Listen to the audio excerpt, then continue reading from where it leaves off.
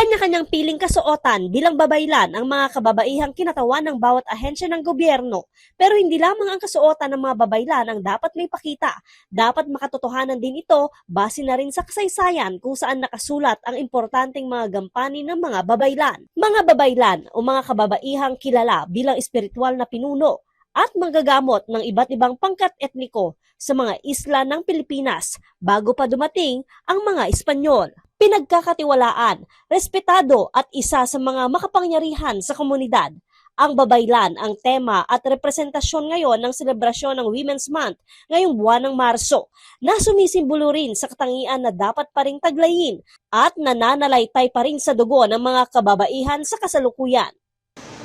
As we proudly launch the celebration of National Women's Month 2026, we recognize the vital role of women in shaping our communities, strengthening our institutions, and inspiring progress in our society. This year's theme, Lead Like Babaylans, Pilipinas, carries a powerful message in our history. The Babaylans were respected spiritual leaders, healers, advisors, and guardians of their communities. Ang bawat sangay ng gobyerno dumalo sa aktibidad na pinangunahan ng Police Regional Office 1 at ginanap sa kampo ng Pro 1 sa San Fernando City, La Union.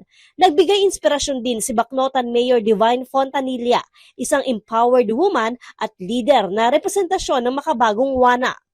But as a metaphor for the life of the modern Filipina. To be a woman in 2026 is often to be in two places or three places or multiple places, di ba? At once. It is to be a leader here in the grandstand while being a hero elsewhere for a family, a community, or a cause. We are masters of the conflict of schedule. In character ang mga pambato ng bawat kagawaran ng gobyerno sa kanilang representasyon bilang babaylan. Wagi ang pambato ng DNR Regional Office 1 bilang Miss Babaylan. First runner-up ang Police Regional Office 1. Second runner-up ang pambato ng DILG Regional Office 1. Third runner-up ang National Commission of Senior Citizens. At fourth runner-up ang Department of Agriculture. Mabuhay ang diwa ng babaylan, mabuhay ang kababaihang Pilipino, lead like a babaylan, Filipinas. Joan Punsoy, Balitang Solid North.